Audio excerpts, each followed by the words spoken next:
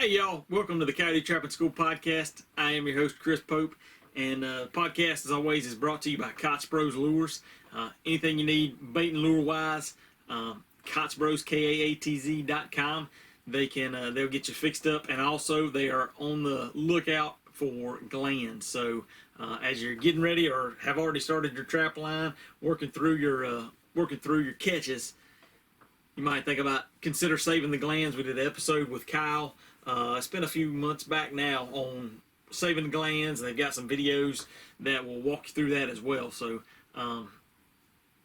definitely something that's worthwhile, I think, to be doing. And kind of talking along those, the meat of the podcast is going to be in a minute. We'll touch on it, but I got a little. I hesitate to say a fur market update. I heard a little bit about this through Guy Grunwald on their Instagram. He posted a fur market update and was talking about mink in Denmark. And so I looked up the article, or an article, and apparently they have found the coronavirus in mink, ranch mink specifically. And so there are some of these countries that are instituting culls of the ranch meat population. And so Denmark is one, probably the most impacted by numbers. According to this article, there are between 15 and 17 million mink in Denmark versus 5.5 million people. So roughly 3 mink for every one person in Denmark. I kind of like those. Those statistics. But apparently, they have been tasked with culling all of those mink.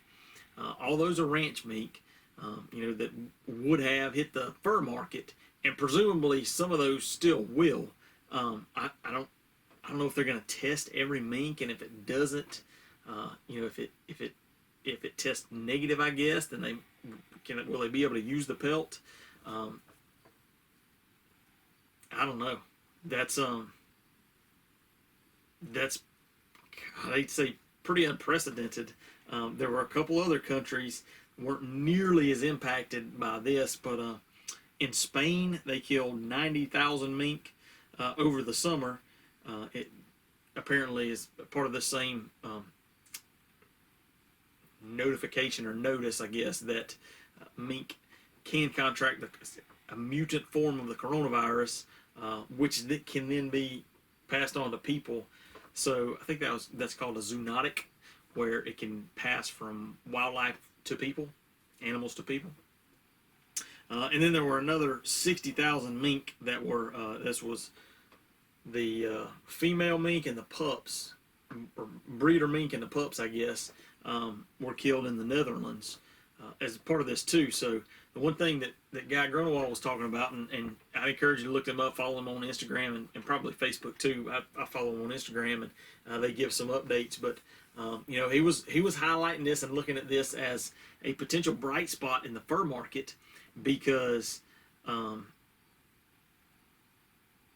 one, depending on the number of, what happens with those mink, if any of the mink are able to be used for the fur market, that could put more fur on the market initially. But as that's, the entire mink population, that's breeder mink, and that's effectively wiping out the ranch mink.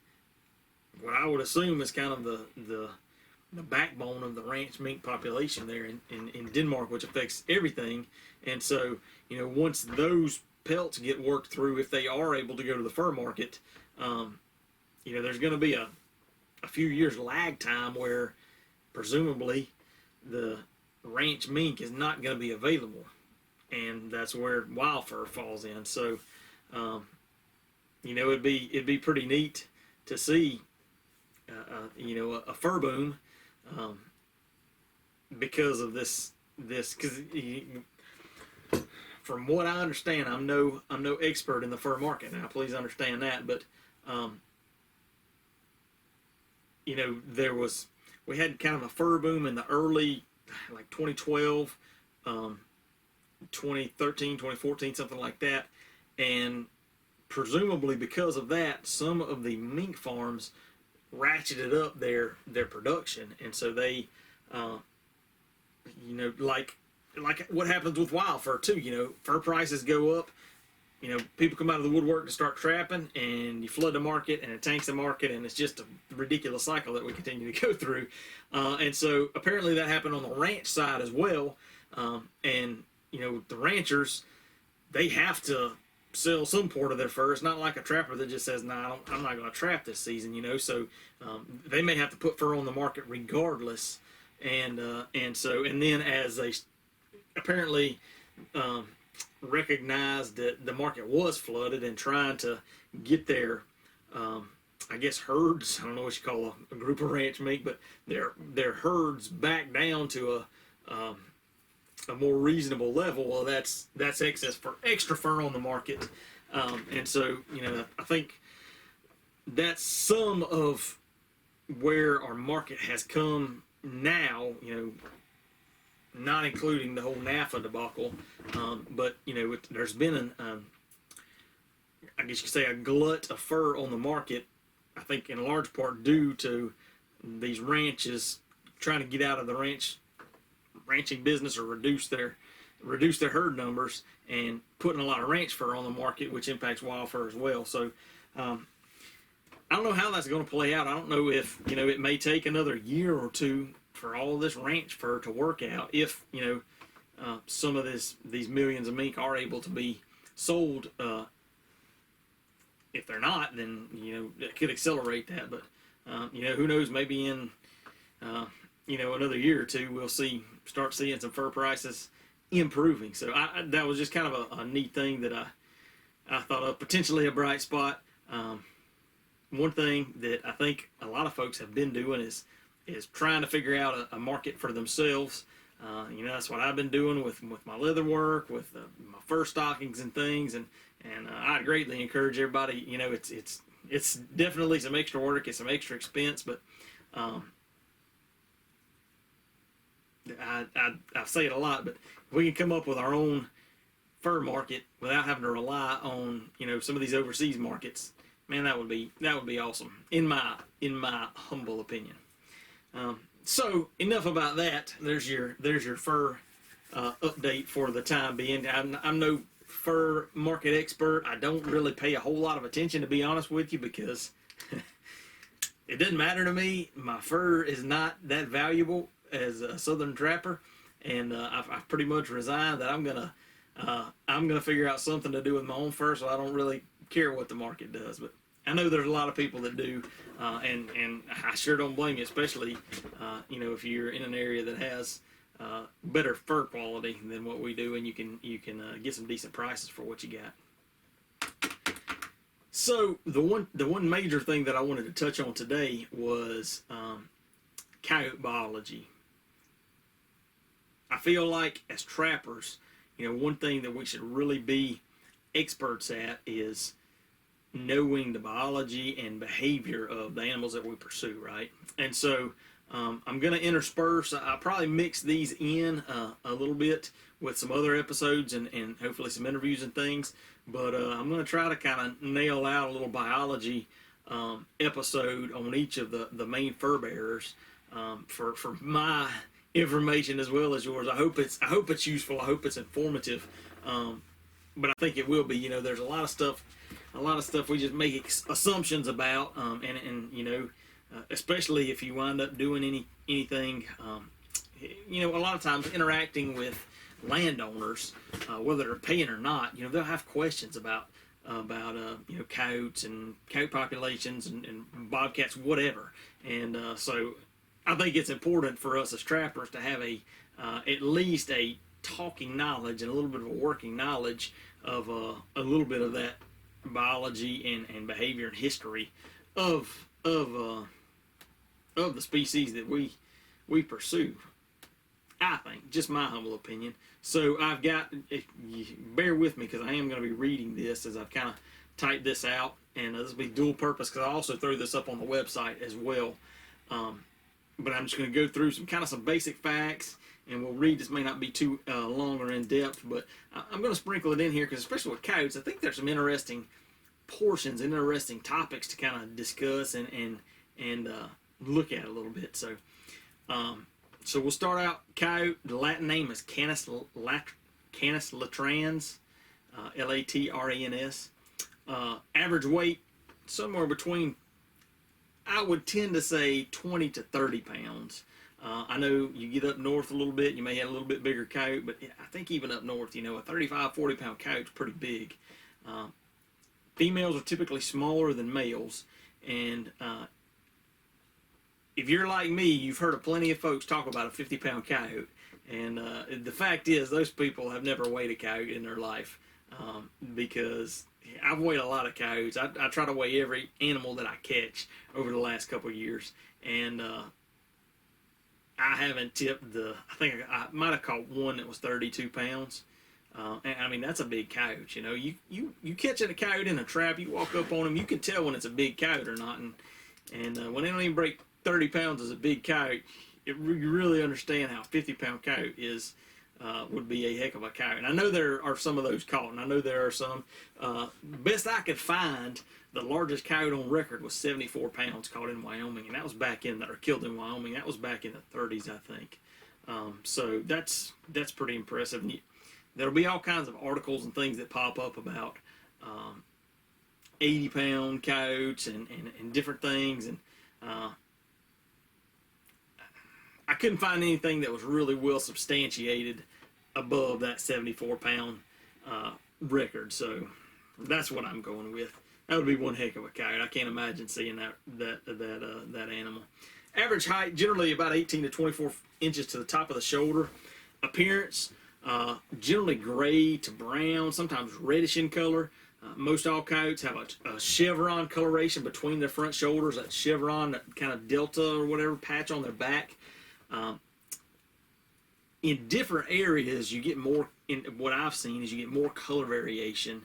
So particularly in the south and east, it seems like there's a lot more color variation between the coyotes, from black coyotes to red to blonde, whereas it seems like out west, especially, the Great Plains, I guess more of where coyotes are really native to, you get that more traditional kind of gray brown coyote. You get a lot more, seems like, uniformity in that color. Coyote tracks do resemble dog tracks, but they're a lot smaller than people expect. Generally, they're longer than they are wide. If you see a big dog track, big as your hand or something like that, that's going to be a domestic dog. I mean, you can look at even like a lab track versus a coyote. Those labs have a lot bigger foot than a coyote does. Coyotes have a very small foot compared to what a lot of people would expect. Coyotes are very vocal. That's something that we've all heard. They'll be doing their yaps and howls and squeaking and squawking, oftentimes at dusk. And if you're like me, talking with landowners, talking with people, there's a lot of people that say, man, they must be 30 or 40 coyotes back there. I hear them every night. Reality, it may be 5 or 6. It doesn't take many coyotes to really stir up a ruckus and sound like a lot more than they are. Breeding season, generally January to March. Their gestation period is about 2 months, so 60 to 63 days, which puts their birthing, depending on when they were bred, from March to May. And the average litter size range from 3 to 7. I think I saw up to 13 pups in a litter, which is pretty substantial. So far as sexual maturity and reproduction, coyotes can be bred and produce young their first year, but the studies suggest that female coyotes less than 2 years of age aren't as successful with reproduction as coyotes greater than 2 years of age. So those younger coyotes often will have smaller litters than a more mature coyote will. And one thing you'll see, and I should have looked up there's a specific term for it, but reproductive potential can be related to population density. So if a population is low, being below carrying capacity, then females may have more pups per litter. Now you hear this talked about a lot in my opinion, that can be a little bit of a tricky assumption, because to me,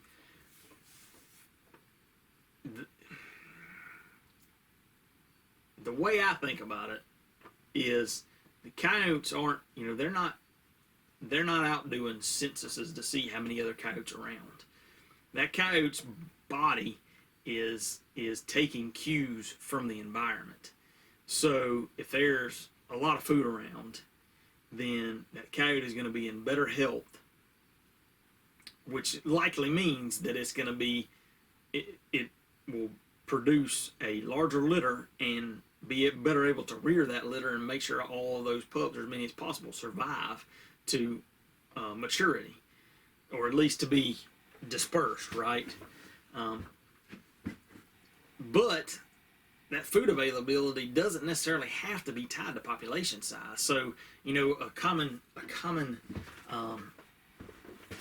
thing that hunters and trappers talk about is us harvest. We harvest a percentage of the population so that to keep disease risk down, to keep animals from starving, all this, right? So, but there are other factors that can result in increased food availability, like a wetter year as opposed to a drought year, or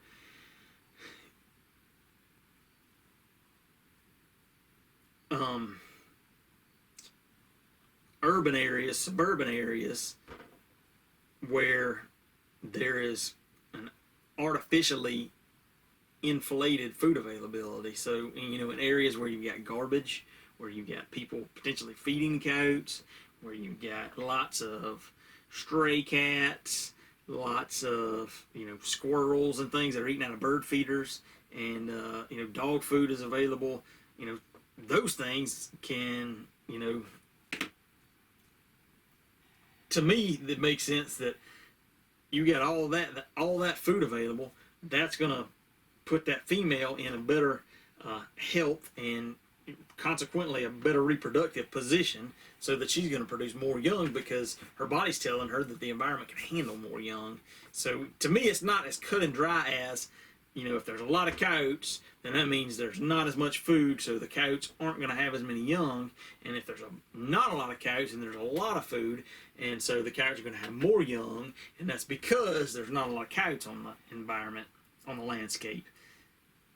Maybe not. Then you also have the issue of coyote immigration that can play in with the survivability and expansion of coyote populations. That coyotes are very quick if they're in the area and a prime habitat location becomes available because of another coyote died or whatever. Generally, they're going to be quick. That habitat area is going to be pretty quick to get colonized, I guess you could say, or taken over by another coyote. So, and then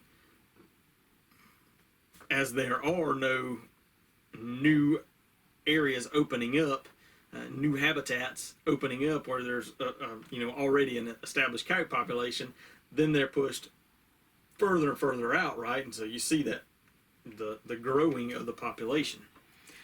So, activity-wise, coyotes are generally nocturnal, but it isn't unusual to see them during the day. A lot of people think that, if they see a raccoon during the day, or they see a coyote during the day, that it's a rabbit or something. It may be, but that's not necessarily always the case. Especially first thing in the morning, late in the evening. We've all seen coyotes out running. People shoot them while they're deer hunting, right? So, that's not always the case. Not cause for alarm. If you see a coyote during the day. Coyotes don't usually dig dens or utilize underground dens except during the birthing season, when they have pups. Generally, in the fall and winter, coyotes aren't coming in and out of dens like a lot of people kind of think they are. So, as far as diet goes, obviously coyotes aren't omnivorous. They'll eat anything that they can come across. From fruit, grain, soft mast, to hard mast, acorns, persimmons, apples, blackberries, and their diet is largely driven off what's available. So summer and early fall, when a lot of those mass crops are ripening, the persimmons and apples and things like that, and coyotes are going to hammer that. Early spring, when the fawns are dropping and turkeys are nesting, and there's some of that protein available, so to speak. Those coyotes are capitalizing on that. That coyote is an expert at being a generalist. It's kind of a funny way to say it. Regardless of habitat, regardless of food source, they're going to eat whatever's available. They're going to live wherever's available, and they're going to, most cases, thrive in that environment. And they'll also scavenge. Everybody, anybody that's deer hunted has talked about. I heard somebody talk about having a coyote find the deer that they shot before they found it. Right. One thing that coyotes will sometimes do is they'll sometimes cache a carcass or a kill to come back to it later. Now, that is not specific to canines, because bobcats and cougars will do that as well. They'll cache, or even bears. Bears aren't something that we're that likely to run into, but definitely bobcats. And so one way that's a kind of a generally accepted way of identifying a canine cache from a feline cache is the presence of mineral soil. So, dogs ain't scared of digging. So, if there's a carcass and it's got some leaves and pine needles and whatever, but it's also got some dirt thrown in over top of it, then odds are that's some kind of canine cache. But if it's just got leaves and debris, no dirt scraped up on it, then there's a good chance that that's more likely a feline, maybe a bobcat, or if you're in an area with cougars, it may be a cougar kill. So far as habitat, like I just said, they are generalists, and they can pretty much live everywhere. So at present, coyotes are present in all 49 states. They can live in the wide open plains, the plain areas and regions, and kind of outskirts of the Rocky Mountains where they're native to. But they also thrive in forested areas and farmlands, and even in suburban and urban areas. I think pretty much all the urban, I guess maybe the suburban cities east of the Mississippi, have some kind of coyote documentation, or some of these do-gooder coyote projects and things. Washington D.C., Illinois, New York, Atlanta. A lot of these cities have coyotes, and a lot of them have coyote issues. Whether they address them or see them is an issue or not, I guess. The range of coyotes, like I said, they're native to that Great Plain Rocky Mountain region. But over the second half of the 20th century, I guess, the late, from probably the 1950s on, their range has steadily expanded to where now, as I said before, they're in 49 states, all the continental states, not including Hawaii, throughout Canada and Central America. And it's expected that sometime this decade they will expand into South America. So they've been steady moving down the tip of Central America to South America, and apparently it's called the Darien Gap or something, that's right there kind of at the juncture of where Central America necks down and South America starts. And apparently it's a pretty thick, impenetrable jungle, and there have been some coyotes captured on film with trail cameras and stuff in that region. So if they can make it through there on into South America, odds are they'll be in probably every province, or I don't know what they call the country, I guess countries in South America before too long. Depending on who you talk to, it's kind of funny to hear the theories, and I guess conspiracy theories is a good way to put it, of how coyotes got here, especially in the eastern states, because coyotes kind of came around and started increasing in number kind of right about the time that the deer population was really exploding. In a lot of these eastern states, we're seeing their highest deer population numbers ever. And so there's a lot of these conspiracy theories that are about the game agencies bringing coyotes in at the request of insurance agencies to help reduce deer car collisions, and for the coyotes to help reduce deer population so that there would be as many deer car collisions. I think that is pretty ridiculous. No game agency has admitted to bringing coyotes in. That's not something that could be kept under wraps, I guess. You know, any of the times that the game agencies are moving wildlife. I mean, that's the Lacey Act is moving game across state lines. They're not going to do that unless it's native to the region, and that's not happened. That being said, there's also talk of hound hunters that have moved coyotes, and that's something that I believe to some extent probably has happened. Just hunters that wanted that, I guess, extra opportunity. Maybe brought a few coyotes in here and there.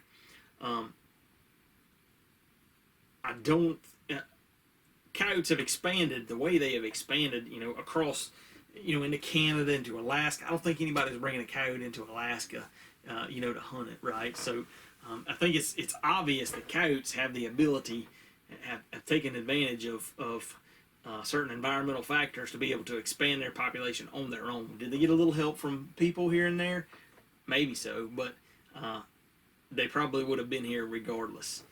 And so I think that's kind of neat. And you start thinking about how that is able to happen, why that didn't happen sooner. And I think part of that is probably has to do with habitat fragmentation as the person population of North America has grown. There have been different land uses for different areas, and just the overall landscape across the nation has probably changed to some extent. And coyotes capitalize on that. Coyotes, they thrive on those edge environments and cutovers and in kind of a diverse ecosystem where maybe not all other predators do. And so then you look at the fact that from ever since white man first started expanding throughout the North American continent, predator control has been one of the top priorities, right? And so you've seen wildlife like the grizzly bear, like wolves, cougars, that would have probably been a predator of the coyote had they run across each other, and probably would have, kind of is what helped keep the coyote in kind of their native range. Well, as those populations were reduced and to some degree eliminated, that frees up prime habitat with, no threat of, the bullies that are going to pick on me. So that, to me, that makes sense that has allowed the coyote to expand like they have. Now, there's some unknowns or things that I can't answer. Like you take Alaska, for instance. Alaska's got a healthy wolf population, right? But coyotes are mixing it up. Alaska's got a healthy everything population: wolves, grizzly bears, black bears. I don't know that they got many cougars, but and coyotes have expanded into there. And then there's in Yellowstone Park, you've got healthy wolf population, grizzly bears, black bears, and there are coyotes in Yellowstone Park too. So you see some of that interaction, but that's kind of areas that generally coyotes would have been most likely anyway. But you look at the east, especially, a lack of large predators and fragmented habitats and the people interaction. They've just really been able to thrive in that. And another interesting thing about that is you think about the kind of the over control or of some of those big predator species like wolves and cougars, by man. Well, those same tactics have been tried and applied the whole time for coyotes as well, right? But coyotes have been steady expanding. So that really shows their adaptability and resilience, I guess, that some of these bigger predators, they couldn't hang with all of the the trapping and years gone by, the poisoning and different things like that. But these coyotes, that's getting some of them, but the other ones are continuing to thrive and push out into new areas. So that really kind of, to me, puts it in perspective when you think about, for the past 120 years, has been, especially in the western states, pretty concerted effort to try to control large predator populations, coyote being one of them. And in general, some of those other large predators have been effectively controlled. The coyotes, not so much.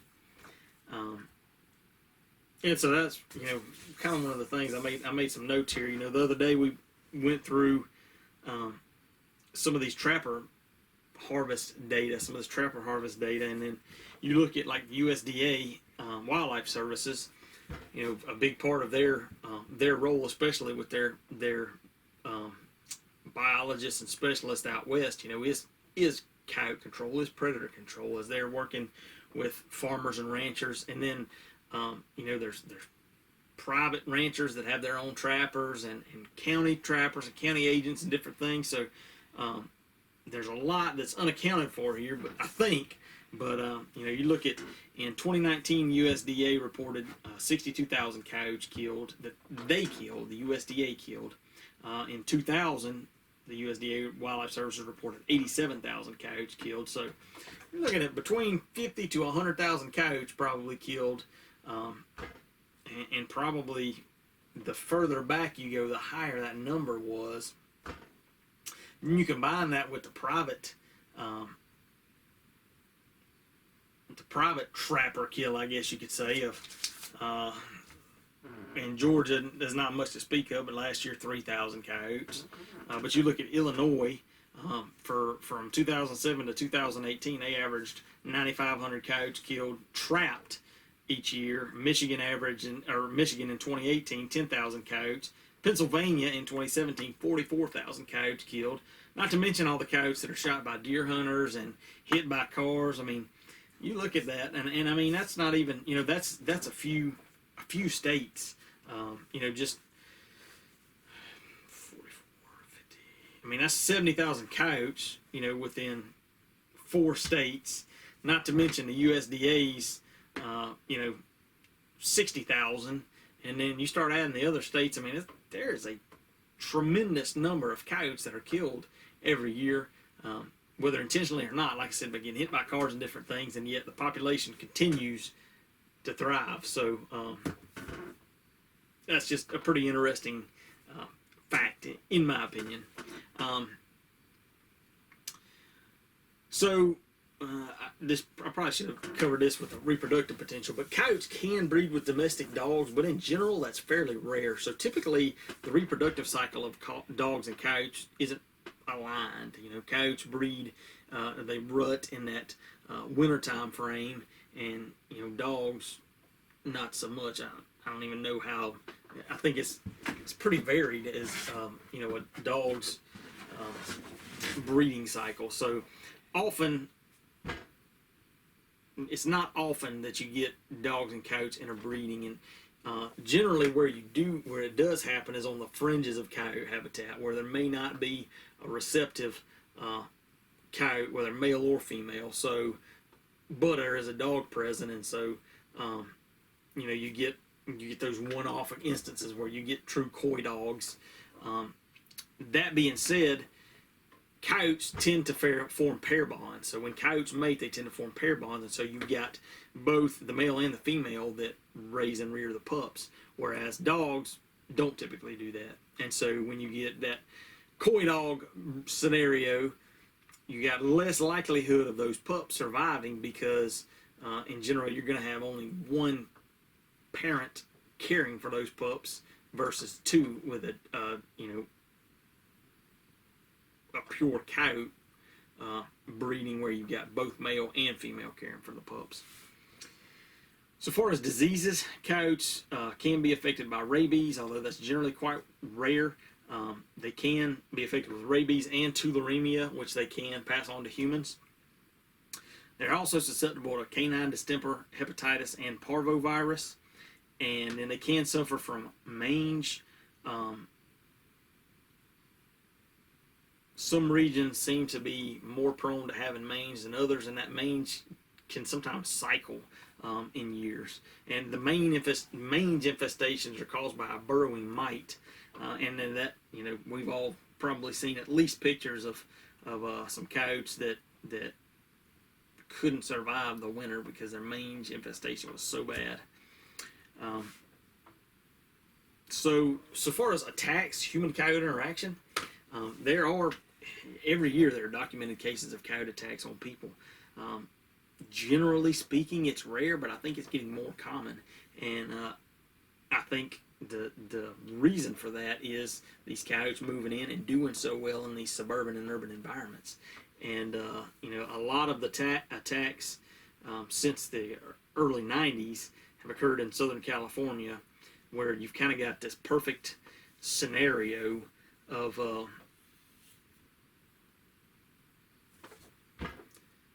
basically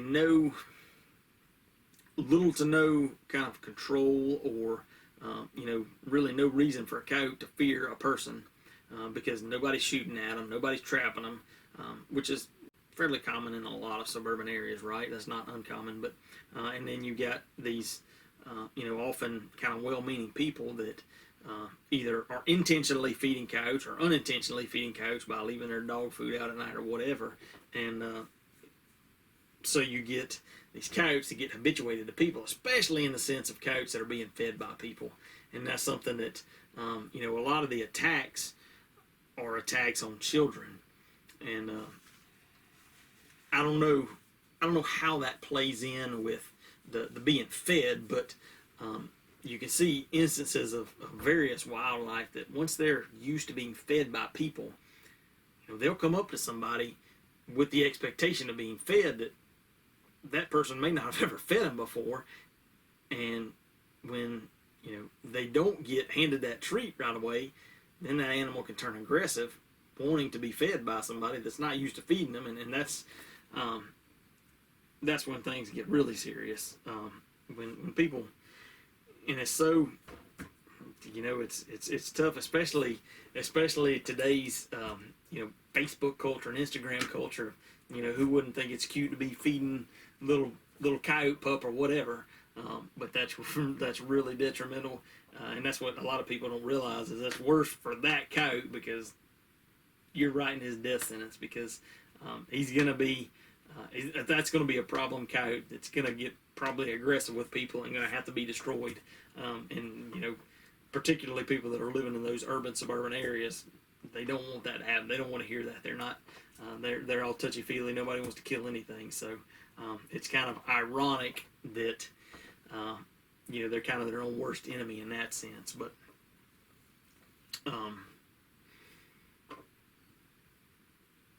so that is my general overview on coyote biology and behavior. I hope that was of some interest to you. I hope you took something away from that. The one interesting thing to me in kind of doing some of this research was the expansion of coyotes and how they're poised to expand into South America. And there's I think this is called the crab-eating fox that's in South America that's been moving north, and I think it's actually in Central America now. It looks very similar to our gray fox, although it must be a little bit bigger. But it'll be interesting to see how that crab-eating fox moves and the coyote moves, and I guess in the areas where they overlap, they're kind of can't think of the right name for it, but getting along well together. I guess they're co-mingling or something like that. Anyway, they're living together, I guess. So, but that was pretty interesting to see, just and just to think about that coyote expansion really over the last 50, 75 years.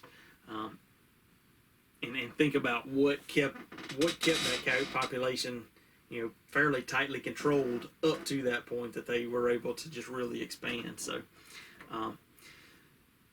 in addition to these biology episodes, I'll probably also be tagging along a general kind of trapping tactics episode, specific to those species as well. So, do kind of a general coyote trapping overview along with it. So hopefully, we get some. I've gotten quite a few emails and messages here lately from new trappers that say they're working through all the old podcasts, and so man, I really appreciate that. I appreciate all y'all listening. Be sure to subscribe if you haven't subscribed. Leave a review in iTunes or wherever you listen to this. That's always helpful. But I'm gonna try to keep a mix of stuff that's actionable for a new trapper and stuff that's interesting for an older trapper, because I know we got a pretty good mixed audience. So, but anyway, that's gonna wrap it up for now. Appreciate y'all listening. We'll catch you next time.